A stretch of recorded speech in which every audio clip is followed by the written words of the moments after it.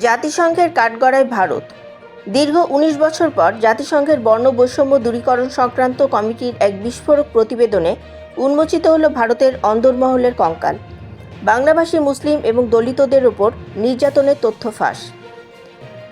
জেনেভায় জাতিসংঘের ১৮ বিশেষজ্ঞের প্যানেল স্পষ্ট জানিয়েছে, ভারতে আইনশৃঙ্খলা বাহিনী কর্তৃক বিচার বহির্ভূত হত্যা এবং নির্যাতন মারাত্মকভাবে বেড়েছে।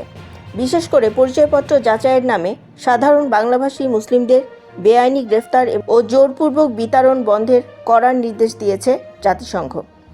শুধু মুসলিম নয়, দলিত এবং আদিবাসীদের ওপর প্রশাসনিক নির্যাতনের চিত্র তুলে ধরেছে এই আন্তর্জাতিক ওয়াচডগ।